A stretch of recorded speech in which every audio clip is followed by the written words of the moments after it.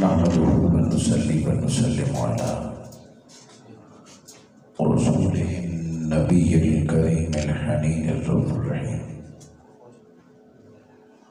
أما بعد، أعوذ بالله من الشيطان الرجيم. بسم الله الرحمن الرحيم. من ذا الذي يقرض الله قرضا حسنا فيضاعف له أضعافا كثيرة. صدق الله مولانا العظيم. مولاي صل وسلم دائما ابدا على حبيبك خير خلق كلهم. اللهم صل على سيدنا محمد وعلى آله وأصحابه وبناته وعشاقه اجمعین. سب بار شکر اس پیدا کرنے والی ذات کا جس کی عنایت کردہ توفیق اور فضل و کرم سے میں اور آپ منہاج القرآن اسلامک سینٹر حاصل پور کے تعمیر نو وسیع و عریض حال میں اللہ اور اس کے پیارے رسول صلی اللہ علیہ وآلہ وسلم کی رضا اور حصول خوشنودی اور بالخصوص الشیخ سیدنا عبد القادر گیلانی کی محبت میں منعقدہ اس درس قرآن میں دور و نزدیک سے جمع ہے، جو در حقیقت اللہ کے حضور شکرانے کے طور پر ہے اور التجا کے طور پر ہے کہ اللہ رب العزت اس کاوش کو قبول فرمائے اور مزید برکات عطا فرمائے. ذکر سادات اعظام، معزز علماء کرام اور معززین علاقہ، میں محترم جناب محمد سالم قادری صاحب، محمد رضا قادری صاحب کی دعوت اور محبت کے طفیل آپ سے مخاطب ہوں. جتنے ساتھیوں کی اس اسلامک سینٹر کی تعمیر میں کاوش اور حصہ شامل ہے اور جن ساتھیوں کی محبت اور تعاون کے طفیل یہ درس قرآن جاری ہے، یقین کیجئے کہ عمل صالح بندے سے صادر ہی تب ہوتا ہے جب رب کو اس کی کوئی نہ کوئی ادا پسند آ جائے. جب رب کو کوئی ادا پسند آ جائے تو اللہ اس سے اگلا اور بڑا کام ذمہ لگا لیتا ہے. میں نے آپ کے سامنے جو آیہ مبارکہ تلاوت کرنے کا اعزاز حاصل کیا، اس میں لفظ قرض ہے، جیسے سورہ حدید کی آیت نمبر 11 میں کہ من یقرض اللہ قرضا حسنا، لفظ قرض ہے. عموماً جب بھی اولیاء اللہ کا ذکر ہوتا ہے، اللہ کے نیک بندوں کا ذکر ہوتا ہے، آپ میں عرسوں میں شرکت کرتے ہیں، کانفرنسز میں شرکت کرتے ہیں. عموماً ہم اپنے پیروں یا اولیاء کا جب تعارف کراتے ہیں تو فقط کرامات سے کراتے ہیں کہ میرے پیر کی یہ کرامت ہے، میرے پیر کی یہ کرامت ہے. کرامات سے ہم اپنے مشائخ، حتیٰ کہ حضور غوث پاک رضی اللہ تعالیٰ عنہ کا جب تعارف کراتے ہیں تو کرامت کا ذکر پہلے کرتے ہیں اور کرامت سے حضور غوث پاک کا تعارف کراتے ہیں کہ یہ ڈبی بیڑی تر گئی یا مرغی زندہ ہو گئی یا مردہ زندہ ہو گیا. کرامت سے ولی کو پہچانتے ہیں، حالانکہ ایسا نہیں ہے. ولی کرامت کا محتاج نہیں، کرامتیں ولی سے صادر ہوتی ہیں. اولیاء اللہ کرامتیں دکھاتے ہیں تو نہ ان کا شوق ہوتا ہے اور نہ ان کی ضرورتیں ہوتی ہیں. ہم جیسے کمزور لوگ جو بنا کرامتوں کے انہیں سمجھ نہیں پاتے، پھر اللہ کی عطا کردہ طاقت اور عزت سے وہ کرامت دکھاتے ہیں، حالانکہ نہ نبی معجزے کا محتاج ہوتا ہے، نہ ولی کرامت کا محتاج ہوتا ہے. بغیر معجزے کے بھی اللہ کا نبی محبوب خدا ہوتا ہے، نبوت کا مالک ہوتا ہے، اور بغیر کرامتوں کے بھی اللہ کا ولی رب کا محبوب ہوتا ہے۔ کرامتیں نہ بھی ہوں ولایت پھر بھی ہو سکتی ہے، کرامت سے ولایت نہیں ہے، ولایت سے کرامت ہے۔ اور کل ولایت کا اگر کرامت دیکھیں تو 10% بھی میں زیادہ کہتا ہوں، ولایت میں کرامت کا حصہ 10% بھی نہیں بنتا۔ اصل ولایت کس کو کہتے ہیں؟ ولی کہتے ہیں اس کو جس کو اللہ اپنے رستے میں استقامت عطا فرما دے۔ اگر کوئی مختلف اعمال دکھا دے تو کبھی کبھار جادوگر بھی یہ دکھا دیتے ہیں، عامل بھی دکھا دیتے ہیں۔ ولی کی پہلی پہچان یہ ہے، ولی کی پہچان یہ حدیث مبارکہ کے مطابق کہ کسی کے چہرے کو دیکھو اظہار ہو ذکر اللہ، کہ جب کسی بندے کو دیکھو اور بندے کو دیکھتے ہی رب یاد آ جائے، جان لو اللہ نے اسے اپنا ولی بنا لیا ہے۔ کہ جس کو دیکھ کر اللہ یاد آ جائے، جس کا تذکرہ کر کے دین سے محبت ہو جائے، جس کی سیرت پڑھ کے در مصطفیٰ نصیب ہو جائے، سو ولی رب بھیجتا اسی لیے ہے، رب ولایت دیتا اسی لیے ہے کہ بھٹکے ہوں کو نبی سے بھی ملا دے اور خدا سے بھی ملا دے۔ ہم اسی طرح الشیخ سیدنا عبد القادر گیلانی کا تعارف صرف کرامات سے کراتے ہیں، حالانکہ کرامات حضور غوث پاک کی اتنی زیادہ ہے کہ جتنی تواتر سے آپ کو اللہ رب العزت نے کرامت عطا فرمائی، تاریخ ولایت میں ہمیں اتنی کرامتیں نظر نہیں آتی۔ میں نے جو آیت مبارکہ تلاوت کرنے کا اعزاز حاصل کیا وہ حضور غوث پاک رضی اللہ تعالیٰ عنہ کی سیرت سے اگر ہم سمجھنا چاہیں تو اس آیت مبارکہ میں قرض کا ذکر ہے۔ قرض آپ کو پتہ ہے کہ کون لیتا ہے؟ قرض ہمیشہ محتاج بندہ لیتا ہے، جس کو ضرورت ہو۔ شرعی طور پر تعیشات کے لیے قرض لینے کی اجازت ہی نہیں ہے، ضروریات کے لیے قرض بندہ لے سکتا ہے۔ قرض لینا جرم نہیں ہے، قرض دینا بھی سنت مصطفیٰ ہے اور قرض لینا بھی سنت مصطفیٰ ہے۔ لین دین دونوں، اللہ رب العزت نے انسان کو بے نیاز پیدا نہیں کیا، ایک رب کی ذات کے بغیر کوئی بے نیاز نہیں ہے۔ کسی کو کسی بھی وقت کسی چیز کی ضرورت پڑ سکتی ہے، اور اگر انسان بے نیاز ہو جائے تو شیطان اس کے ذہن میں ڈالتا ہے تو خدا ہے، سو انسان کو جگہ جگہ قدم بقدم ضروریات پیش آتی رہتی ہیں۔ وہ جس کے گھر میں سونے چاندی کے ڈھیر ہوں، جس کے دروازے پہ گاڑیاں کھڑی ہوں، اچانک کسی پہر سوئی کی ضرورت پڑتی ہے، سو جس کے گھر میں سونا چاندی گاڑیوں کی لائن لگی ہو، سوئی اس کے گھر میں نہیں ہوگی تو کہیں گے جاؤ پڑوسی سے مانگو۔ وہ پڑوسی ہو سکتا ہے جس کے گھر شام کا کھانا بھی نہ ہو، وہ تیری ضرورت پوری کرے گا، وہ گھر سے سوئی نکال کے تیرے مانگنے پہ تجھے دے دے گا۔ انسان اپنی ضرورت کو دیکھے کہ بعض اوقات گھر میں بکرے ذبح ہو گئے، گائے ذبح ہو گئی، اونٹ ذبح ہو گئے، سب کچھ تیار ہے، اچانک وقت پہ یاد آیا ماچس نہیں ہے، اب سب کچھ گھر میں موجود ہے، فوری ضرورت ہے، تو پڑوسی سے ماچس مانگنے آپ کو جانا پڑے گا۔ نمک موقع پہ نہیں ہے، پڑوسی سے مانگنے جانا پڑے گا کہ بازار سے لے کے آپ کو دے دیں گے۔ یہ قدرت آپ کو دکھاتی ہے کہ اے بشر تو اپنی ضرورتیں جتنی پوری کر لے، ایک رب کی ذات ہے جو کسی کے محتاج نہیں ہے، جو بے نیاز ہے۔ تجھے قدم بے قدم اپنے انسان، اپنے مومن بھائی کی مدد ضرورت پڑے گی، تجھے انسانیت کی مدد ضرورت پڑتی رہے گی۔ یہی وہ مدد ہے، یہی وہ ضرورت ہے جو انسان کو انسان سے جوڑے رکھتی ہے۔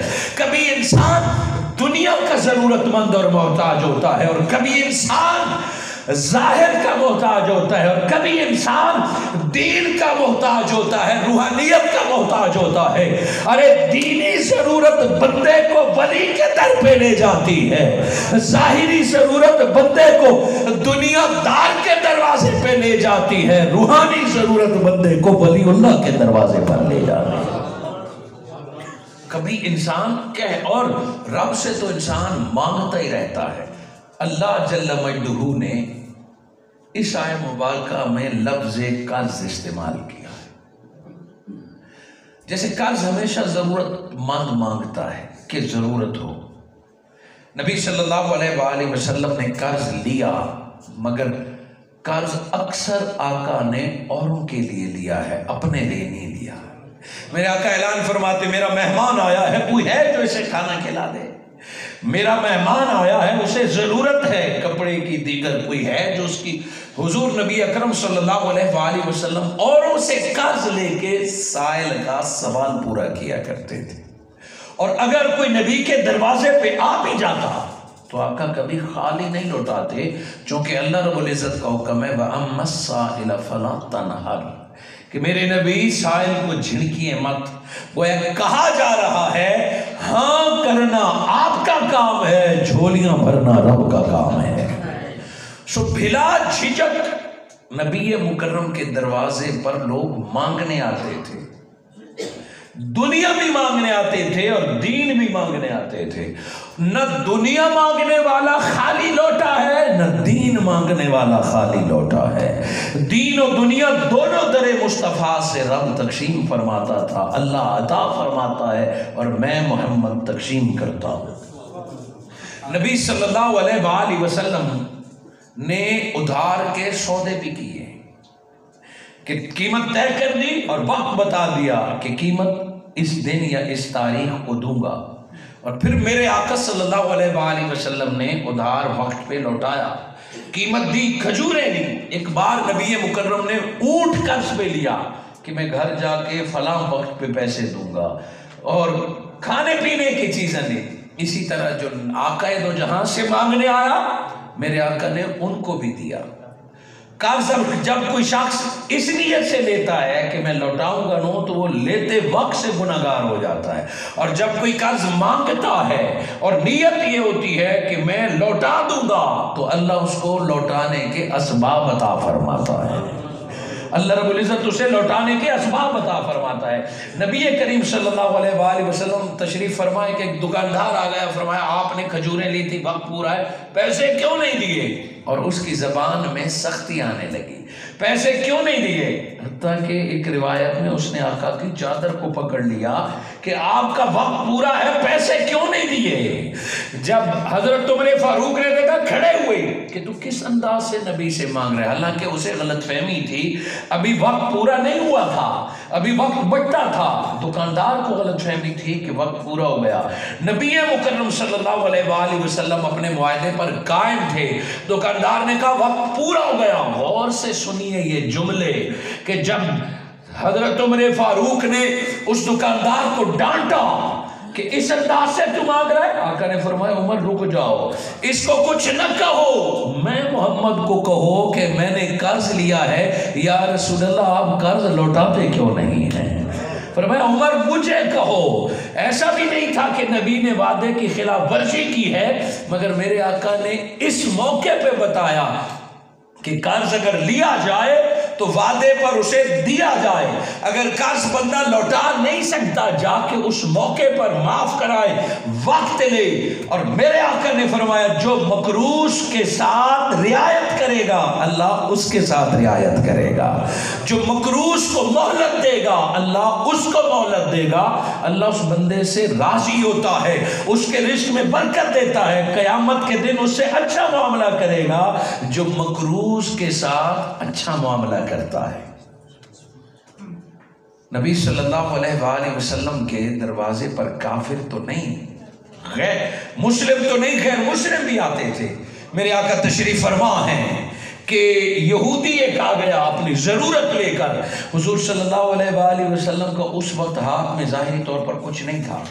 میرے آقا نے صحابہ سے پوچھا کہ کوئی ہے جو اس سائل کی ضرورت کو پورا کر لے، مجھے قرض دے دے؟ کسی نے بھی سر نہیں اٹھایا۔ بائی چانس اس دن کسی کے پاس کچھ نہیں تھا، بائی چانس سارے خاموش ہو گئے۔ نبی مکرم نے حضرت سلیمان کو بھیجا کہ اس کو لے جاؤ اور میری بیٹی فاطمہ تو زہرا کو کہو تیرا بابا کہہ رہا ہے، ہو سکے تو اس سائل کی ضرورت کو پوری کر دے۔ وہ لے گئے حضرت فاطمہ تو زہرا کے دروازے پر۔ حضرت فاطمہ تو زہرا حیران ہو گئی کہ بابا جانتے تو ہیں علی کے گھر میں کچھ نہیں ہے، علی تو تازہ مزدوری کر کے بچوں کو کھلاتے ہیں، کچھ نہیں ہے، مگر فاطمہ تو زہرا نے دیکھا کہ بابا نے سائل میرے دروازے پہ بھیجا ہے، فرمایا رکو کچھ اہتمام کرتی ہوں، اندر گئی اور اپنی جہیز کی قیمتی چادر جو ماں باپ کی طرف سے ملی تھی وہ پیش کر دی۔ ہاں خیال رہے اس زمانے میں کپڑا سونے کی طرح قیمتی ہوتا تھا، ایسے عام نہیں ہوتا تھا، کامیاب بھی ہوتا تھا اور نایاب بھی ہوتا تھا، ہاتھ سے بنا کرتا تھا، اور لوگ ایک ایک سوٹ میں ایک ایک دھوتی، ایک ایک دوپٹے اور ایک ایک چادر میں عمر گزار لیتے تھے۔ 2-3 جوڑے جس کے پاس ہوتے تھے وہ اس کا شمار رئیسوں میں ہوتا تھا، کپڑا بڑا قیمتی ہوتا تھا، ری سیل ہوتا تھا کپڑا۔ حضرت سیدہ طیبہ فاطمہ زہرا نے اپنا دوپٹہ پیش کیا، یہ لے جاؤ اور اس یہودی کی ضرورت کو پورا کرو، جہاں اس کی ضرورت پوری ہو جائے بابا کے حکم پہ جو رقم بچتی ہے وہ میری طرف سے صدقہ کر دیا جائے۔ دوپٹہ لے کے حضرت سلیمان فارسی بازار گئے، بازار میں کپڑے کا سب سے بڑا تاجر بھی یہودی تھا، آپ نے دوپٹہ دکھایا کہ دیکھو یہ ہم نے سیل کرنا ہے، اس نے آگے پیچھے دیکھا، فرمایا کس کا ہے؟ تو سچ جو تھا بتا دیا، نبی کی بیٹی کا دوپٹہ ہے۔ وہ پہلے تانا دیتے تھے کہ کلمہ پڑھ کے کیوں جاتے ہو، نبی تمہیں 2 وقت کا کھانا نہیں کھلا سکتا، مسلمان غریب ہے، مسلمانوں کا تو اپنا چولہا 2-3 دن نہیں جلتا، تمہیں کیا کھلائیں گے؟ یہودی تو پہلے تانا دیتے تھے۔ ہائے آج بیٹی کا دوپٹہ دیکھا تو ظالم نے تبصرہ کیا کہ اب نوبت یہاں تک آ گئی ہے کہ گھر کے کپڑے بکنا شروع ہو گئے، بیٹیوں کے دوپٹہ بکنے شروع ہو گئے۔ پر تجھے کیا پتا نبی کی بیٹی اپنا دوپٹہ کیوں بیچ رہی ہے؟ اپنی ضرورت کے لیے نہیں، یہ تیرا ہم مذہب بھائی ہے، یہ نبی کے دروازے پہ مانگنے آیا ہے فقط تیرے مذہب کہ یہودی کی ضرورت پوری کرنے کے لیے نبی کی بیٹی نے اپنا دوپٹہ پیش کیا ہے۔ نبی کی بیٹی، وہ دنگ اور حیران رہ گیا، پوچھا واقعی تو یہودی ہے تو مسلمانوں کے دروازے پہ کیوں گیا؟ اس یہودی نے کہا میں مزدور ہوں، میں غریب ہوں، مجھے اپنے لوگ نہیں دیتے، جب مجھے کوئی نہیں دیتا تب میں مسلمانوں کے نبی کے دروازے پہ جاتا ہوں، واللہ میں جب بھی در مصطفیٰ پہ گیا ہوں کبھی خالی نہیں لوٹتا، جھولی بھر کے آتا ہوں۔ اور آج کچھ نہ تھا تو نبی نے بیٹی کے پاس بیٹا، بیٹی نے دوپٹہ دے دیا۔ ارے یہودی کی کائنات بدلنے لگی، تاجر کے قدموں تلے زمین کھچ گئی کہ یہ کیسا مذہب ہے، یہ کیسا گھرانہ ہے جو اپنے دشمنوں کی ضرورت پوری کرنے کے لیے اولاد کے دوپٹے بیچ کے پوری کرتا ہے۔ اس کے دل کی دنیا بدلنا شروع ہو گئی۔ اس نے پہلے تو یہودی کی ضرورت پوری کی، پھر وہ دوپٹہ لے کے چل پڑے، آؤ مجھے اس نبی کے پاس لے جاؤ کہ جس نے یہ سمجھایا ہے کہ مذہب نہ دیکھو، انسانیت کی خدمت دیکھی جائے، کہ جو ایک یہودی کی ضرورت پوری کرنے کے لیے اپنے گھر کے کپڑے بیچتا ہے، میں بلا مشروط اس نبی کا کلمہ پڑھنے کے لیے تیار ہوں۔ وہ تاجر بھی چل پڑا، جس یہودی کی مدد کا اعلان کیا وہ بھی چل پڑا، چل پڑے، یہ قافلہ در مصطفیٰ پہ آیا اور مسلمانوں کی سخاوت کی وجہ سے کلمہ پڑھا۔ ارے دنیا تو کہتی ہے کہ مسلمانوں کی سخاوت کی وجہ سے کلمہ پڑھا، اب دل یہ کہتا ہے اے فاطمہ الزہرا یہ تیرے دوپٹے کی کرامت تھی، جہاں جہاں گیا ایمان تقسیم کرتا گیا۔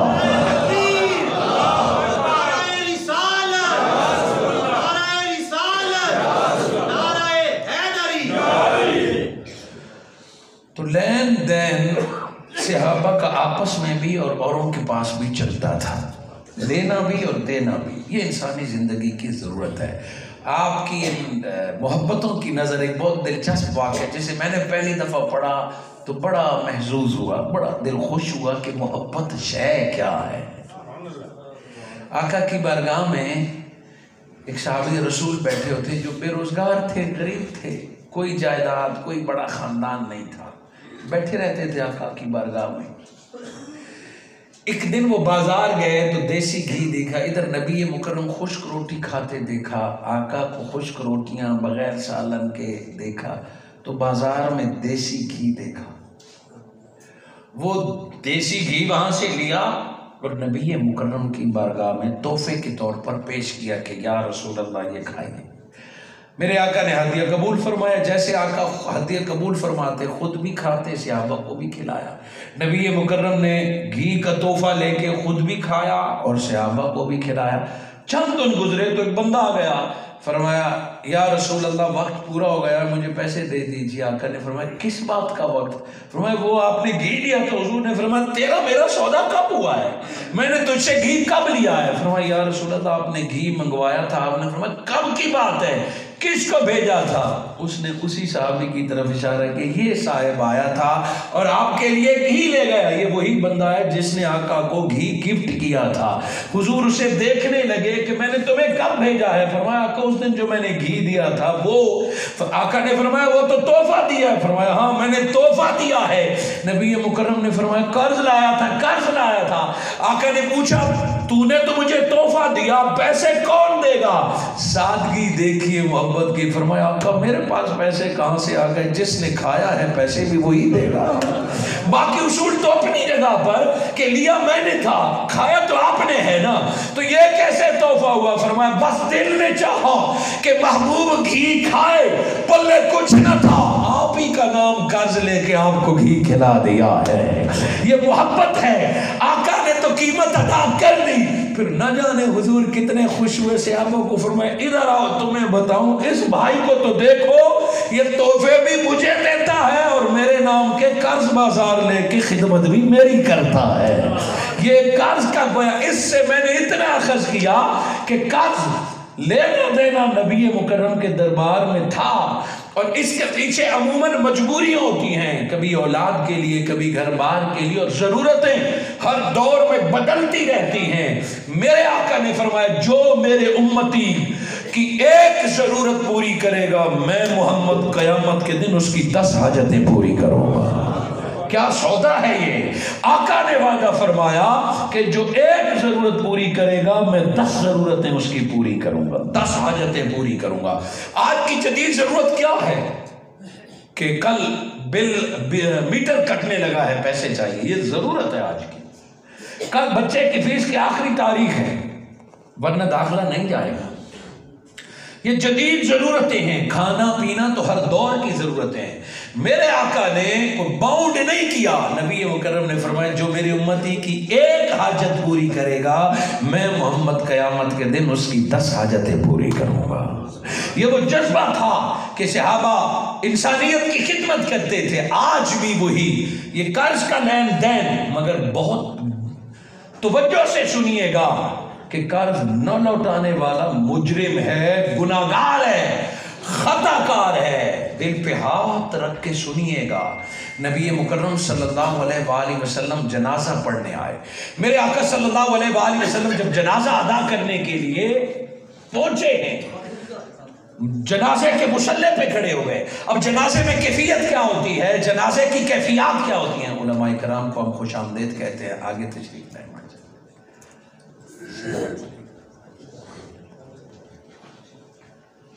अल्लामा अरशद ज़ीशान साहब तशरीफ लाएं, खुश आमदीद। बाकी मेहमान को हम तवज्जो फरमाए। अब यहां तक जब बात आपने सुन ली तो जहां कर्ज देना सुन्नत मुस्तफ़ा है, जहां कर्ज लेना सुन्नत मुस्तफ़ा है, वहां नबी मुकर्रम आए और जनाजे के मुसल्ले पे खड़े हो गए। अब जिस बंदे का जनाजा पढ़ने मेरे आका तशरीफ ला रहे हैं, यकीनन वो सहाबी होगा, ताबी तो नहीं होगा। नबी मुकर्रम के ज़माने में विसाल फरमा रहे हैं। मेरे आका जब उस मुसल्ले पे खड़े हुए तो नबी मुकर्रम ने पूछा तुम्हारा ये भाई मकरूज तो नहीं था? सहाबा इकराम ने फरमाया हाँ या रसूल अल्लाह ये मकरूज है। नबी मुकर्रम ने फरमाया क्या इसने कोई इतनी जायदाद छोड़ी है, कोई शहर छोड़ी है कि बेच कर इसका कर्ज अदा किया जाए? सहाबा ने एक दूसरे को तका का, इसका कोई तर्का नहीं बचा, इसकी कोई ऐसी विरासत नहीं जिसको बेच कर इसका कर्ज अदा किया जाए। नबी मुकर्रम ने फरमाया इसने किसी के जिम्मे लगाया, किसी को वसीयत की कि मेरा ये कर्ज अदा कर दिया जाए? जवाब नफी में था। हाय, मेरे आका ने चादर उठाई और जनाजे के मुसल्ले से उतरे कि मैं ऐसे शख्स का जनाजा नहीं पढ़ता। अब तवज्जो कीजिए کہ میں ایسے شخص کا جنازہ نہیں پڑھتا. یہ کیسی کیفیت ہوگی جب رحمت للعالمین جنازہ چھوڑ کے پلٹتے ہیں, دل دہل گئے ہوں گے, آنکھیں نم ہو گئی ہوں گی. پتہ نہیں لینے والے نے کس وجہ سے, اب کسی صحابی کی سیرت پر شک تو نہیں کیا جا سکتا. جیسے میں نے پہلے آپ کو بتایا کہ قرض تعیشات کے لیے لینے کی اجازت نہیں ہوتی, قرض ضروریات کے لینے کے لیے اجازت ہوتی ہے, اور موت کا پتہ نہیں کب آ جائے. اسی لیے جب بھی قرض لیں, قرآن نے کہا فَلْيَكْتُبْ بَيْنَهُمَا, تمہیں چاہیے کہ لکھ لو یہ جو لین دین ہے, تیسرے بندے کو گواہ بنا لو کہ اگر میں فوت ہو گیا تو یہ فلاں کے ذمے, اگر میں فوت ہو گیا تو میری فلاں جائیداد بیچ دی جائے, اگر میں فوت ہو گیا تو میرا فلاں بھائی یا بیٹا ذمہ دار ہے, یا معاف کرایا جائے قرض, یا اس کا حل نکالا جائے. جو اسی طرح فوت ہو جائے گا وہ حساب کتاب دے گا. نبی مکرم کا مصلی سے اترنا ایک تنبیہ کے طور پر تھا کہ جب ایک صحابی رسول, یہاں یہ یاد رہے نبی نے یہ نہیں فرمایا کوئی نہ ادا کرے, آقا چاہتے تو فرماتے چلو سارے چلتے ہیں, اس کا جنازہ نہیں پڑھتے, مگر میرے آقا نے فرمایا میں اس کا جنازہ نہیں پڑھتا, کیونکہ جس کا مصطفیٰ جنازہ پڑھ لے وہ تو 100% جنتی ہے. اس سے بھلا کب پوچھا جائے گا کہ جس کے لیے میرے آقا کہہ دیں کہ اے اللہ اسے بخش دے, وہ تو رب نے وعدہ فرمایا ہے وَلَوْ أَنَّهُمْ إِذْ ظَلَمُوا أَنفُسَهُمْ جَاءُوكَ, میرے اللہ نے گناہگار کو کہا کہ اگر تو نے گناہ کیا ہے تو در مصطفیٰ پہ جا. نبی اگر کہہ دیں گے تو میں اللہ تیرے گناہ معاف کر دوں گا. جب بندے کو کہا کہ تو مصطفیٰ کے پاس جا, مصطفیٰ نے کہہ دیا تو میں تمہیں بخش دوں گا. جنازہ ایسا فعل ہے کہ میرے آقا فرماتے ہیں اللہ اب تو مصطفیٰ چل کے آیا ہے, اس کے گناہ بخش دے. بندہ چل کے جائے تو بخشش 100% ہے. مصطفیٰ جنازے کے لیے چل کے آئے تو بتائیں کتنی رحمتیں میسر ہوتی ہیں. میرے آقا نے فرمایا میں اس کا جنازہ نہیں پڑھتا. ایک روایت میں ہے کہ ایک صحابی رسول بولے, دوسری روایت میں کہ حضرت علی شیر خدا بولے آقا واپس مت پلٹیے, آپ جنازہ پڑھیے, سارا قرض میں علی اس کی جگہ ادا کروں گا.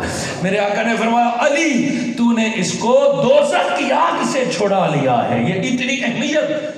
اور اگلی بات سننے کے لیے آپ کو دل پہ ہاتھ رکھنا پڑے گا. شہادت کا ہم مقام بیان کرتے ہیں, شہید رب کو اتنا عزیز ہے کہ وہ کٹ گیا, وہ ٹکڑے ٹکڑے ہو گیا. فرمایا مردہ کہنا بھی نہیں, سوچنا بھی نہیں, اس کی حیات کی قسمیں اور گارنٹیاں رب دیتا ہے. شہید جب شہادت وصول کر لے, شہید ہو جائے, سارے سوال و جواب سے مبرہ ہو جاتا ہے. اس سے کسی عمل کے بارے میں نہیں پوچھا جائے گا. وہ نمازی ہو گیا, وہ حاجی ہو گیا, سب کچھ اسے ہو گیا. شہید سے کسی بارے میں سوال نہیں ہوگا سوائے دین کے, سوائے قرض کے. شہید کو روک کے کہا جائے گا تیرا باقی حساب کتاب تو کلیئر ہے, کسی گناہ کے بارے میں نہیں پوچھا جائے گا, کسی عمل کے بارے میں. یہ شہادت کا اجر ہے. مگر قرض جو تو نے اپنے مسلمان بھائی سے لیا تھا اس کا حساب دے کے جا. یہ بتانا اس لیے مقصود تھا کہ کتنا ضروری ہے دوسرے کا حق ادا کرنا. سننا بندہ یہ کہہ سکتا ہے کہ میں قرض دوں گا بھی نہیں, دینا بھی سنت مصطفیٰ, لینا بھی سنت مصطفیٰ. یہ تو لفظ قرض کی میں نے تشریح کی اور اس کا سخاوت سے تعلق ہے. آج جو آئے بینہ آپ نے سماعت فرمائی کہ میں یقرض اللہ قرضا حسنا, کون ہے جو اللہ کو قرض دے گا. بندہ تو بندے سے قرض مانگے, بشری ضرورت ہے. رب کا ولی بندوں سے قرض مانگے, بشری ضرورت ہے.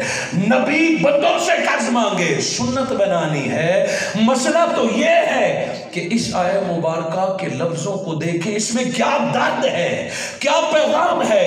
رب فرما رہے من ذی کوئی ہے تم میں کون ہے جو اللہ کو قرض دے دے.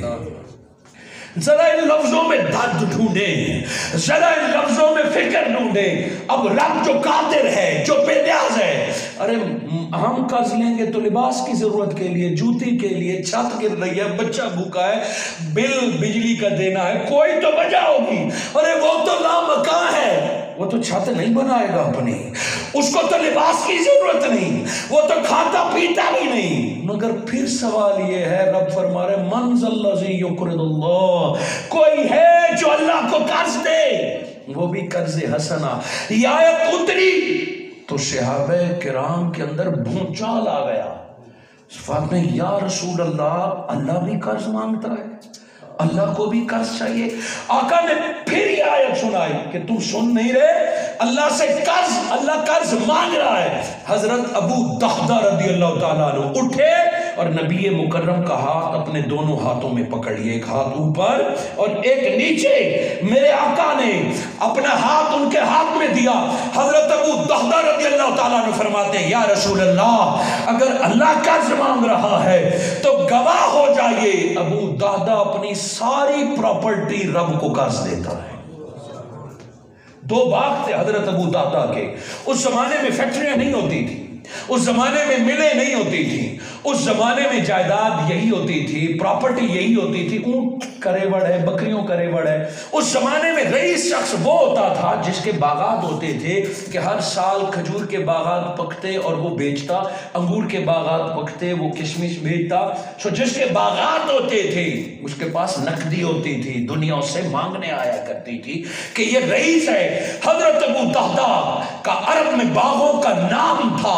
آقا کے قدموں میں بیٹھے، فرمایا میں دونوں باغ اللہ کو قرض دیتا ہوں. آقا نے ہاتھ پکڑا، فرمایا ابو دحدہ دونوں نہیں، ایک بچوں کے لیے رکھ لے اور ایک اللہ کو دے دے. حضرت ابو دحدہ نے فرمایا قادر گیلانی سے دنیا اسی دور میں واقف ہو گئی تھی. یہی سخاوت ہے کہ کہاں بغداد اور کہاں حاصل پور، یہاں ان کے نام کی گیارہویں بٹ رہی ہیں، 11ویں تقسیم ہو رہی ہیں. سیدنا عبد القادر گیلانی کو جب آپ کی والدہ محترمہ نے بغداد مدرسے میں داخل کرایا تو روزانہ گھروں سے کھانے آتے تھے مدرسے میں. سادات کے لیے علیحدہ ہدیہ آتا تھا، چونکہ سادات صدقہ و خیرات تو نہیں کھاتے، اور حضور غوث پاک تو پیداشی ولی اللہ تھے. سو کچھ دن سادات کا کھانا نہ آیا اور کچھ دن 20 دنوں تک چلے گئے. 20 دن تک حضور غوث پاک نے کچھ نہ کھایا، کچھ نہ پیا. نہ کسی سے صدقہ مانگ سکتے تھے، نہ کسی سے خیرات، اور نہ کسی دروازے پہ. باقی تو کھانا نہ آتا، طالب علم کسی دروازے پہ جاتے اور کہتے فلاں مدرسے کا طالب علم ہوں، کو بچیوں ہی روٹیاں دے دیں تو لوگ مدد کر دیتا. مگر یہ سید زادہ کس کے دروازے پر جاتا؟ حضور غوث پاک فرماتے ہیں فتوح الغیب تسکین الخواطر اور تذکرہ غوثیہ میں کہ 20 دن تک کچھ نہ کھایا پیا. اب وہ وقت آ گیا کہ آنکھوں پر اندھیرا چھانے لگ گیا، اب چلا پھرا نہیں جاتا. پتہ ہے سید زادے نے کیا حل نکالا؟ جب دنیا سو گئی، رات کا آخری پہر ہے، حضور غوث پاک چادر لیے مدرسہ نظامیہ سے نکلتے ہیں اور رخ بغداد کی اس بستی کی طرف کیا جو امیروں کی بستی تھی. کیا عبد القادر گیلانی کسی امیر سے مانگیں گے، کچھ قرض لیں گے، کیا کریں گے؟ امیروں کی بستی میں گئے. 11ویں کھانے اور تقسیم کرنے والے اہل محبت سنیے کہ وہ سید زاجہ جب امیروں کی بستی پہ گیا تو کسی دنیا دار کے دروازے کو نہیں کھٹکھٹایا، بلکہ کوڑا کرکٹ، گاند کے ڈھیر جسے آپ روڑی کہتے ہیں، اس کی تلاش میں نکلا. کیوں کہ جب بندہ بچا ہوا کھانا پھینک دیتا ہے وہ ملکیت سے نکل جاتا ہے، وہ صدقہ و خیرات نہیں ہوتا، وہ زوائد اور ضائع ہوتا ہے، وہ کسی کی ملکیت نہیں ہوتا، وہ ضائع ہوتا ہے. کہ کچھ امیروں نے اپنا بچا ہوا کھانا گاند کے ڈھیر، کوڑا کرکٹ اور روڑی پر پھینکا ہوگا، میں جا کے چند خوش لقمے کھا لوں گا اور زندگی بچ جائے گی، کچھ پڑھنے کے قابل ہو گیا. سید زادہ جب گاند کی ڈھیر کے پاس پہنچا ہے رات کے اندھیرے میں کہ کچھ خشک روٹیاں، کچھ بچا ہوا سالن، جو ملے گا، کسی نے گلا سڑا پھل پھینکا ہوگا، جو ملے گا کھا لوں گا. وہاں گئے تو 8 فقیر پہلے سے گند میں ہاتھ پھیر رہے ہیں. آپ نے پوچھا کیا کر رہے ہو؟ انہوں نے کہا کئی دنوں کے بھوکے ہیں، کھانے کی تلاش میں آئے. اندر سے آواز آئی عبد القادر اگر تو بھی ان کے ساتھ ڈھونڈنے لگ جائے گا یہ کہیں گے ایک اور حصہ دار آ گیا ہے، ان کو تکلیف ہوگی. واپس پلٹے ان کو چھوڑ کر اور پھر بھوکے مسجد کی طرف آ رہے ہیں. رستے میں اب وقت تہجد ہے، فجر ہونے والی ہے. کسی نے پوچھا بچے ذرا رک، بتا تو صحیح یہ مدرسہ نظامیہ کس طرف ہے؟ آپ نے فرمایا کیوں؟ میں بھی ادھر جا رہا ہوں، آؤ تمہیں لے جاتا ہوں، وہاں کیا ہے؟ فرمایا وہاں گیلان سے ایک سید بچہ پڑھنے آیا ہے، عبد القادر نام ہے، اس سے ملنا ہے۔ آپ رک گئے، عبد القادر سے کیا کام ہے؟ فرمایا ہم تاجر ہیں، ایران سے گزر رہے تھے تو رستے میں ایک سید زادی پردے میں کھڑی تھی، اس نے کچھ روٹیاں بنائی تھی، وہ رستے میں کھڑی تھی کہ میرے پاس روٹیاں ہیں، میرا بچہ بغداد میں پڑھتا ہے، سالوں سے گیا ہے، اے تاجروں اگر مہربانی کر دو تو یہ روٹیاں میرے بچے تک پہنچا دینا۔ ماں کے ہاتھ کے بنے ہوئے پراٹھے میٹھے اور 20 دن کا بھوکا بچہ، فرمایا میں ہی عبد القادر ہوں، ساری نشانیاں بتائی تو ماں کا تحفہ قبول کیا، آنکھوں سے لگایا، چوما، ان کا شکریہ ادا کیا۔ اب وہ جب کھول کے کھانے لگے، ارے بندہ ہو پردیس میں، برسوں سے ماں سے ملا بھی نہ ہو، ماں کے ہاتھ کی روٹی کی لذت ارے دوستو وہی جانتا ہے جن کی مائیں گزر چکی ہیں، جن کو آج ماں کے ہاتھ کا کھانا نصیب نہیں ہے، یہ وصال کے بعد یاد آتا ہے۔ ماں کے ہاتھ کے پراٹھوں کو آنکھوں سے لگایا، کھانے لگے تو اچانک وہ درویش یاد آ گئے جو رات کو ڈھونڈ رہے تھے۔ عبد القادر خود بیٹھ کے کھائے گا اور ان درویشوں کا کیا بنے گا؟ وہ روٹیاں اٹھا کے گئے، درویشوں کو کہا روڑی سے نکل آؤ، رب نے کھانا بھیج دیا ہے۔ ان کو ساتھ بٹھا کے جب پراٹھے تقسیم کیے، سید زادے کے ہاتھ میں کچھ نہ آیا، ان کو تو ایک ایک روٹی تھی۔ وہ ماں کا دوپٹہ سنبھال کے مدرسے کی طرف، پھر بھوک کے حالت میں آئے، غیب سے آواز آئی، عبد القادر تو نے رب کی رضا کے لیے اپنی ماں کے بنائے ہوئے روٹیاں بھی رب کی رضا کے لیے فقیر کو کھلا دی، گواہ ہو جا اب قیامت تک رب تیرے نام کی روٹیاں کھلاتا رہے گا۔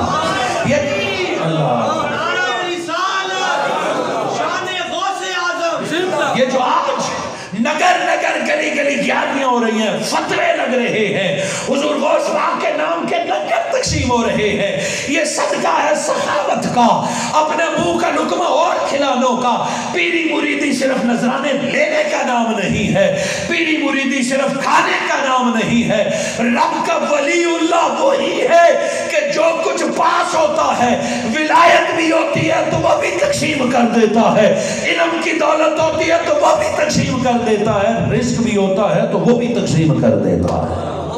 حضور غوث پاک رضی اللہ تعالیٰ عنہ کے پاس جب طلباء پڑھنے آتے تو 30 ہزار طلباء آپ کے پاس ہوتے، 70 ہزار لوگ آپ کا خطاب سنتے۔ آپ کے بیٹے حضرت یحییٰ بن عبد القادر رضی اللہ تعالیٰ عنہ فرماتے ہیں کہ دن بھر بابا جانی سے ہم پڑھتے تھے، شام کے کھانے کا وقت ہوتا تو ہم صاحبزاد گاؤں کو حضور غوث پاک حکم دیتے جاؤ جتنا کھانا ہے جمع کر کے طلباء کو کھلانا شروع فرما دو۔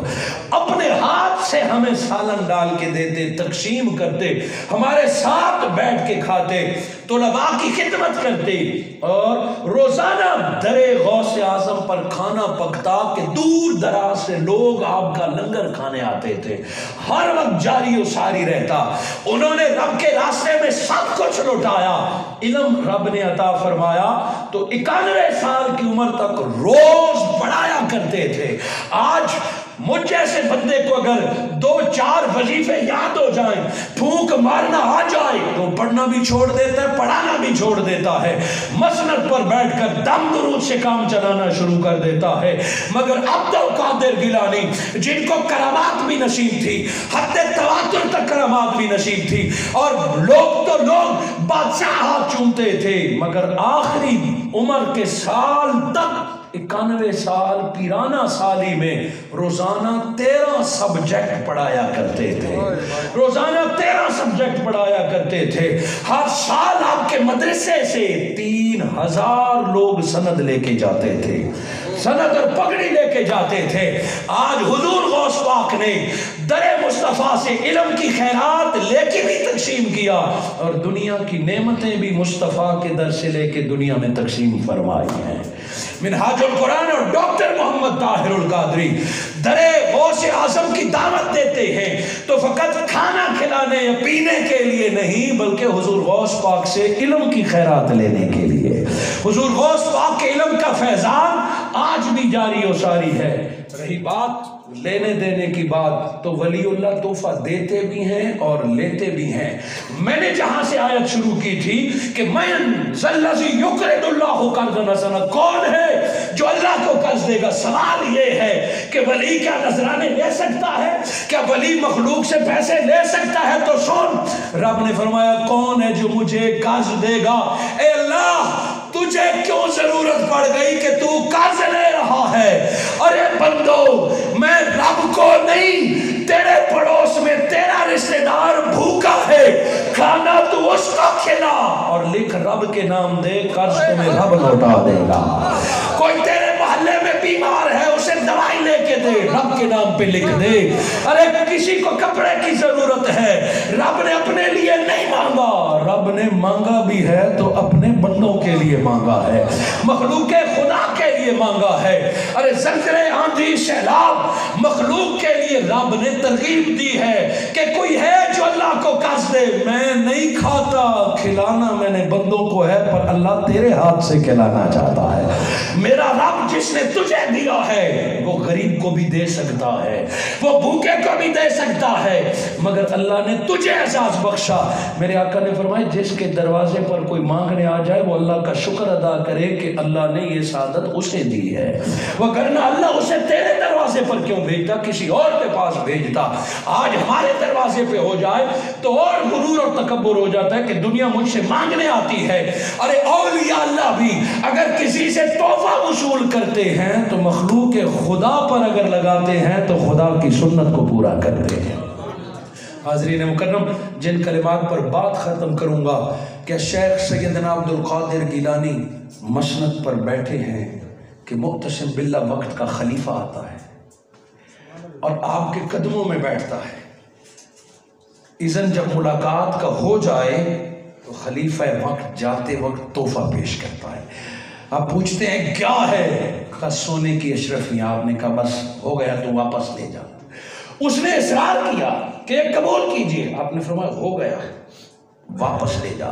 ایک ولی کا مقام اور شان کیا ہے، ایک ولی کو مخلوق خدا کا کتنا خیال ہوتا ہے. فرمایا خلیفہ یہ لے جا. جب اس نے اصرار کیا تو شیخ سیدنا عبد القادر گیلانی محبوب سبحانی فتح ربانی آپ نے اشرفیوں کا تھیلا لیا اور اپنی مٹھی پہ دبایا. جب آپ سونا دبائیں گے تو کیا ہوگا؟ اگر نرم ہوگا تو شیپ بدل جائے گی، زیور ہے تو ٹوٹ جائے گا. حضور غوث پاک نے جب خلیفہ سے اشرفیوں کا تھیلا لے کے دبایا تو اس میں سے خون نکلنے لگ گیا، خون بہنے لگا، پورے دربار پر رعب طاری ہو گیا. خلیفہ ڈر کے مارے پیچھے آ گیا کہ سونے میں سے خون کیسے نکلتا ہے. حضور غوث پاک دباتے رہے، سونے سے خون نکلتا رہا. آپ نے پھینکا، وہ ظالم حکمران عوام کا خون چوس کر پیروں کو نذرانے دینے آ جاتے ہو. اگر رب کو راضی کرنا ہے تو پہلے مخلوق خدا کا حق ادا کرو، لوگوں کو ان کے حقوق پہنچاؤ، لوگوں کو کھانا دو، پیروں کو نذرانے بعد میں دینا. آپ نے فرمایا اگر مجھے اللہ کا خوف نہ ہوتا تو میں سونا کو اتنا دباتا کہ بغداد کی گلیوں میں خون بہنا شروع ہو جاتا. حاکم وقت کو ایک حکم دیا ہے کہ غریب تک حق، یہ سیاست نہیں ہے، یہ پاک کا حکم ہے حاکم وقت کو للکارنا.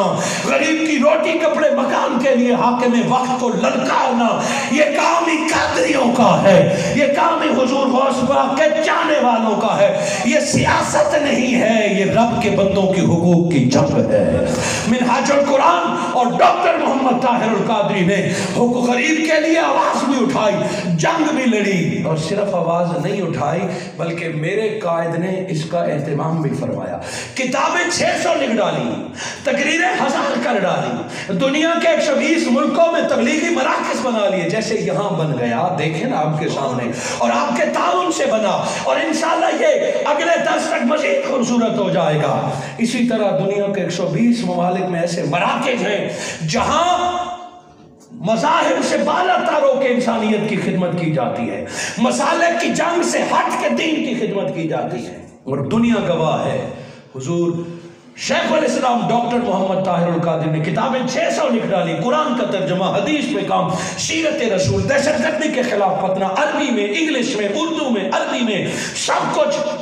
हत्ता कि मुझ जैसे कई निकम्मों को मिंबर पर बैठने और बोलने के काबिल बना दिया।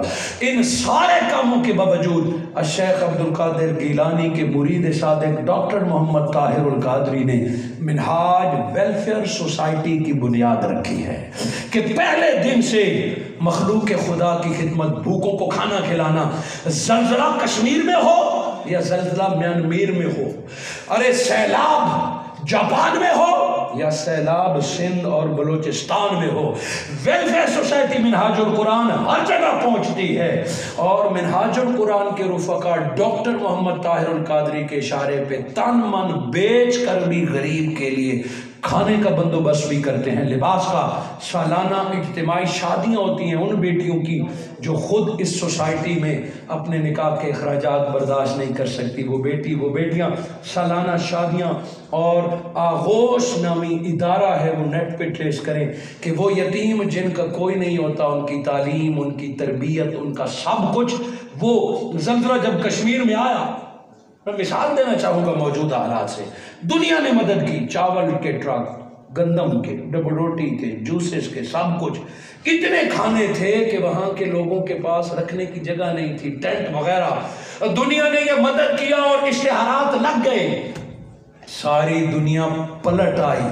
और बर्फबारी से पहले अगर वहाँ मौजूद था तो चंद लोगों में मिनहाजुल कुरान वो वाहिद मजहबी तंजीम थी कि जिन्होंने चावल, आटा, घी से बढ़कर उनके लिए छत का बंदोबस्त किया है, मकानात बना के दिए, कश्मीर में आज तक मौजूद हैं। और उसके बाद जो बच्चे यतीम हो गए, क्या ये सब अपने औलिया अल्लाह को ऐसी नजर अता फरमाता है? किसी को ख्याल नहीं था, जब घर लुट गए, खानदान खत्म हो गए, तो हुजूर शेखुल इस्लाम ने फरमाया अगर कोई बच्चे या बच्चियां यतीम हो गई हैं तो किसी पर बोझ न बने, उन्हें ले आएं, उन्हें डॉक्टर ताहिर अल कादरी खुद पालेगा और खुद खिदमत करेगा। उस वक्त कश्मीर के बच्चे बच्चियां आएँ, आगोश नामी इदारा उनके लिए बनाए। कभी लाहौर जाएं तो देखें ऐसे आपके शहर में किसी रईस की सहूलतें नहीं होगी जो डॉक्टर मोहम्मद ताहिर अल कादरी ने आका की उम्मत के यतीमों के लिए घर बनाए हुए हैं। जाके देखें। मैं आपको दावत देता हूँ कि लाहौर जाएं तो बगदाद टाउन में आगोश नामी सेंटर देखें और उसमें आप जैसे कई लोग अपना हिस्सा शामिल करते हैं। वो जो 20 साल पहले ज़लज़ला आया था उसमें आने वाले बच्चियों ने वहाँ पले बड़े, उनके खिलौने, उनके कपड़े, उनके खाने, फिर उनकी तालीम, जॉब और शादियाँ हो गई, कोई जज लग गया, कोई डॉक्टर हो गया, कोई कैप्टन हो गया। आज उनके वो आबाद हैं और उनसे कोई पूछे तुम्हारी फैमिली कौन सी है, वो कहते हैं मैं मिनहाजुल कुरान के ख़ानदान से ताल्लुक़ रखता हूँ। वो अपने ख़ानदान में नाम मिनहाजुल कुरान रखते हैं जिनके घर लुट गए। अब जाइए सिंध और बलूचिस्तान, जो गए बाकी लोगों ने भी पहुँचाया, वो पलट आए, मगर जो उनके लिए घर आज भी बंद। कल एक टीम शिकारपुर के विजिट पर और में आज भी अगर उनके घर और खाने पीने सर्दी के आने से पहले वहाँ मुस्तकिल तौर पर मौजूद हैं तो वो मिनहाज वेलफेयर सोसाइटी मौजूद है। ये सदका है हुजूर गौस पाक के खैरात का। कुछ 11वीं में दूध तकसीम होता है, कुछ 11वीं में चावल तकसीम होता है।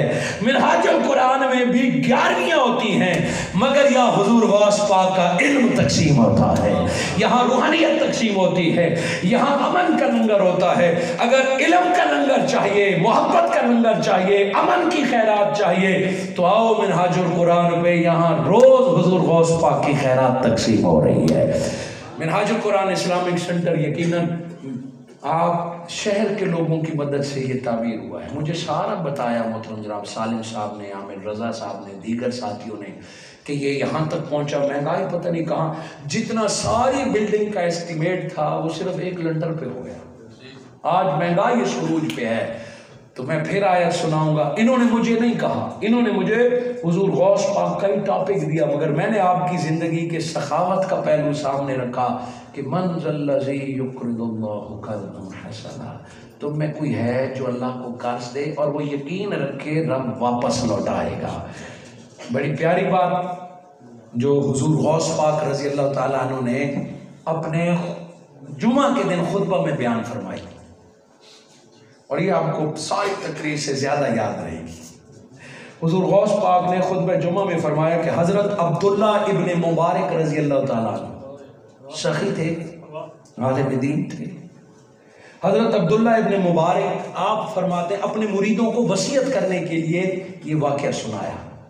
हुजूर गौस पाक ने अपने शागिर्दों को वाक़या सुनाया कि हज़रत अब्दुल्ला इब्ने मुबारक बड़े सखी थे और साइल उनके दरवाजे पर आया करते थे। फरमाते एक दिन को मांगने आया तो आपने अपनी नौकरानी को कहा कि इसे कुछ दे दो। उसने कहा घर में कुछ नहीं है, घर में कुछ नहीं।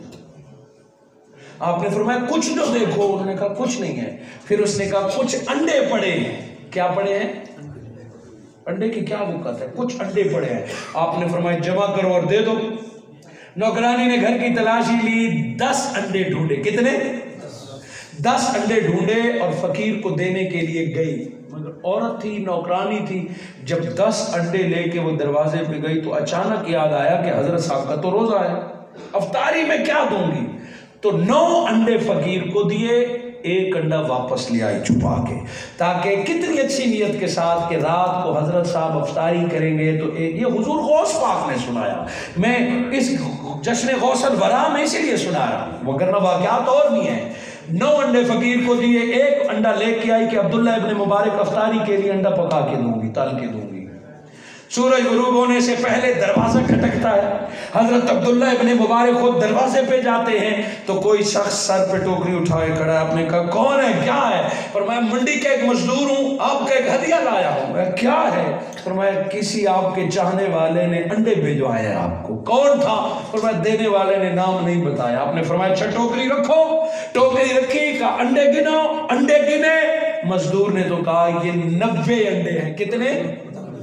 90 अंडे हैं। फरमाया तुझे पक्का पता है कि उसने मेरा इनाम और मेरा एड्रेस बताया? फरमाया हुजूर आपको कौन नहीं जानता, आप ही का है। फरमाया फिर ये 90 क्यों हैं? रस्ते में तो कहीं नहीं खोल दिया? उसने कहा नहीं नहीं, मैं खयानत कैसे कर सकता। अच्छा रुको, नौकरानी को बुलाया। कितने अंडे थे? फरमाया 10। का फकीर को दे दिए? का दे दिए। कितने दिए थे? वो डर गई। फरमाया हुजूर 9 दिए थे। थे 10, 9 क्यों दिए? फरमाया आपकी अफ्तारी के लिए 1 अंडा बचा ला। आपने फरमाया अल्लाह की बंदी, 1 अंडा बचा के मेरे 9 अंडों का नुकसान कर लिया है। तूने 9 दिए थे, रब ने भी 90 भिजवाए थे। अगर तू 10 देती तो अल्लाह भी मुझे 10 भिजवा देता। ये तवक्कुल के लिए बताया कि ईमान और तवक्कुल पूरा करो। जब ईमान और तवक्कुल पूरा करके राय खुदा में जब देता है कोई, वो रब बड़ी गैरत वाला है। फिर वो गिन के नहीं देता, वो छत फाड़ के अता फरमाता है। कोई उस जज्बे से खर्च करने वाला तो हो, कोई उस मोहब्बत से खर्च करने वाला तो हो। याद रहिए इस्लामिक सेंटर आपकी तालीमात के लिए बना है। हजरत अब्दुल्ला इब्ने मुबारक फौत हो गए, हर किसी ने मरना है। हजरत अब्दुल्ला इब्ने मुबारक फौत हो गए तो बचपन का एक क्लास फेलो था मदरसे का, उसने ख्वाब में पूछा अब्दुल्ला क्या हाल हुआ। बचपन के क्लास फेलो, गपशप भी होती है, जानता है बंदा। फरमाया अब्दुल्ला क्या हाल हुआ? फरमाया मेरा रब मुझसे बड़ा राजी है, वो मेरी रियाजत, मेरी तालीम, लोगों को खिदमत, रब मुझसे बड़ा राजी है। अल्लाह मुझसे राजी, मैं कामयाब हो गया। अल्लाह ने मुझे जन्नत में बड़ा आला मकाम दिया है। लेकिन एक परेशानी है। शागिर्द क्लास फेलो ने कहा उधर भी कोई परेशानी है, जन्नत पहुंच के तुझे क्या परेशानी है? फरमाया मुझे जो अल्लाह ने मकाम दिया है ना, मैंने एक दिन ऊपर वाले मकाम को देखा तो अपना पड़ोसी लुहार नहीं था अनपढ़, वो मुझसे ऊपर वाले मकान में रहता है, मुझसे ऊपर वाले दर्जे में रहता है। और फरिश्ते से पूछा ये अनपढ़ लुहार ऊपर वाले दर्जे में कैसे हो गया? तो फरिश्ते ने बताया यहाँ सैयद लुहार वगैरह का चक्कर नहीं होता, यहाँ मलिक चौधरी नहीं चलता। जिसको रब ने जो मकाम दे दिया सो दे दिया, जो लाता है। मैं इस लुहार को ये मकाम, यही परेशानी है, ये लुहार मुझसे आगे कैसे बढ़ गया? क्लास फेलो की आंख खुल गई। सुबह उस लोहार के मोहल्ले में पहुंच गया, उसकी जोजा के पास पहुंच गया। तू फलां की जोजा है, हार हो जाए। फरमाया कोई अपने शौहर की अच्छी बात तो बता। फरमाया मर गया, अब अच्छी बातें कहाँ पूछने आ गया तो। फरमाया कोई अच्छी बात तो बता। जैसे बीवियां कहते मैंने तो जिंदगी में उसकी कोई खास बात नहीं देखी, جیسے بیویاں شوہروں کے بارے میں بے پرواہ، میرے پاس تو اس کی کوئی خاص کوئی تو کیوں پوچھتا ہے؟ فرمایا کل جنت میں اس کو اعلیٰ مقام ملا ہے بہت۔ یہ کس نے بتایا؟ عبداللہ ابن مبارک نے خواب میں بتایا کہ تیرے شوہر فلاں لوہار کو اللہ نے بڑا بلند درجہ عطا فرمایا، کوئی تو خاص بات ہوگی۔ وہ ہنسی اور مسکرائی۔ فرمایا اچھا عبداللہ ابن مبارک نے بتایا ہے تو سن۔ عبداللہ ابن مبارک ہمارا پڑوسی ہے، اور یہ آدھی رات کو اٹھ کے نمازیں شروع کر دیتا تھا، تہجد پڑھتا تھا، قرآن پڑھتا تھا، چراغ روشن کر دیتا۔ میرا شوہر دن بھر لوہا کوٹتا تھا، تھکا ہوا ہوتا تھا، عشاء کی نماز پڑھ کے سوتا، نیند پوری نہیں ہوتی کہ عبداللہ کے جاگنے سے اس کی آنکھ کھل جاتی تھی، اور اس کو غصہ آتا تھا کہ میں دن بھر مزدوری کرتا ہوں، یہ مولوی صاحب سونے ہی نہیں دیتے۔ کبھی کبھار میں کہتی اسے کہ یہ دیکھو تو بھی مسلمان ہے، یہ بندہ آدھی رات کو اٹھ کے نفل پڑھتا ہے، قرآن پڑھتا ہے، تہجد پڑھتا ہے، تو سویا رہتا ہے۔ فرمایا وہ روزانہ جب عبداللہ ابن مبارک کے چراغ یا اٹھنے سے یا میرے کہنے سے جاگتا تو کہتا ہے اللہ میں بھی اس مولوی صاحب کی طرح ویلا ہوتا تو میں بھی تہجد پڑھتا، میں بھی اس کی طرح فارغ ہوتا تو میں بھی رات کو اٹھتا۔ دن بھر تو مجھ سے سخت مزدوری کراتا ہے، اور پھر رات کو تہجد کے لیے میں کیسے اٹھوں، میں کیسے قرآن کے لیے اٹھوں؟ میں بھی اس کی طرح، میری بھی روزی آسان ہوتی تو اللہ میں بھی روز تیری تہجد پڑھتا، روز صلاۃ اللیل پڑھتا۔ فرمایا روز اللہ سے یہ شکوہ کرتا کہ تو نے اس کو آسان روزی دی، دن بھر یہ چھاؤں تلے بیٹھا رہتا ہے، کتابوں کے پاس بیٹھا رہتا ہے، نیند پوری کرتا ہے، پھر آدھی رات کو یہ تہجد نہیں پڑھے گا تو کون پڑھے گا؟ کوئی مجھے بھی اسی طرح آسانی سے کھلائے نا تو میں بھی پڑھوں۔ فرمایا روز یہ شکوہ کرتا تھا ایک، اور دوسری اس کی صفت یہ تھی کہ دن بھر جب لوہا کوٹتا تھا تو آج کل تو بھٹیاں ہیں، گیس ہے، لوہا جلد گرم ہو جاتا ہے، پرانے زمانے کے لوہار پھونکوں سے اور بھٹیوں سے مشکل سے لوہا سرخ کرتے تھے۔ فرمایا لوہا سرخ ہوتا، ہتھیار بنا رہا ہوتا، ہتھوڑے مار رہا ہوتا، آذان کی آواز آتی حی علی الصلاۃ، تو جس جگہ پہ ہتھوڑا ہوتا پھینکتا اور مسجد کو چل پڑتا۔ گاہک رستہ روکتے کہ لوہا گرم ہے، 2-3 ہتھوڑے مار لو یہ پھر محنت سے گرم ہوگا۔ کہتا لوہا پھر گرم ہو جائے گا، لیکن نماز سے پہلے اگر زندگی ٹھنڈی ہو جائے گی تو کون ذمہ دار ہے؟ وہ پہلے نماز پڑھتا محبت سے، پھر کام شروع کرتا۔ فرمایا بس یہی 2 کام ایسے تھے کہ جن کی وجہ سے اللہ نے اسے ولی سے بھی اوپر کا مقام عطا فرما دیا ہے۔ تو آئیے اللہ رب ایک رزق حلال، القاسم و حبیب اللہ، اگر آپ کے پاس کچھ ہوگا تو اللہ کے رستے میں خرچ کریں گے۔ ایک رزق حلال کو تگ و دو کیجئے، رزق حلال خود ایک عین عبادت ہے۔ دوسرا اللہ مجھے اور آپ کو وقت پر نماز پڑھنے کی توفیق عطا فرمائے۔ حضور غوث پاک کی یاد اور محبت میں روٹین سے میں نے آپ کے 20 منٹ زیادہ لے لیے، پیچھے 1-2 ساتھی حتیٰ کہ عامر صاحب بھی آپ کے بیک پہ کھڑے ہو کے سامنے کریں تو پتہ چلے، وہ پھر گھڑی دکھاتے ہیں کہ اور پڑھیں، آپ کے سامنے کریں تو پتہ چلے کہ علامہ صاحب کو تقریر کا شوق نہیں، پیچھے سے ساتھی کہہ رہے ہیں، مگر وہ آپ سے بھی ڈرتے ہیں، پیچھے کھڑے ہو کے کہتے ہیں کہ اور بیان کریں، مگر آپ کی محبتوں کا شکریہ، آپ نے اس محبت سے سنا۔ بڑے عرصے کے بعد آپ سے ملاقات ہوئی، غالباً 2000 کو میرے یورپ جانے سے پہلے باجوہ صاحب کے اسکول میں خطاب ہوا، ایک اور جگہ پہ ہوا، سو آج پھر زندگی میں ملاقات ہوئی، علامہ صاحب سے آج ملاقات ہو گئی۔ اللہ رب العزت اسلامک سینٹر کی اس خوبصورت بزم کو قبولیت عطا فرمائے، اور میں گزارش کروں گا کہ اس اسلامک سینٹر کے آپ سفیر بن جائیں، LC بن جائیں، جتنا اپنے پاس ہے وہ بھی خرچ کریں، اور اس یقین کے ساتھ کہ اللہ لوٹائے گا۔ آپ کے رشتہ داروں میں دوست احباب جو خرچ کر سکے تاکہ یہ علم کا مرکز جلد از جلد پورا ہو جائے۔ جو مہنگائی کا دور ہے، جو مشکل کا دور ہے، پتہ نہیں زندگی کب ختم ہوتی ہے، اس سے پہلے اپنا حصہ پہلے بھی آپ کرتے ہوں گے اپنے محلے میں، دیگر میں، مگر یہ آپ کی مدد کا منتظر ہے۔ اللہ رب العزت مجھے اور آپ کو آخری دم تک قرآن اور صاحب قرآن کا تعلق نصیب فرمائے۔ جزاک اللہ۔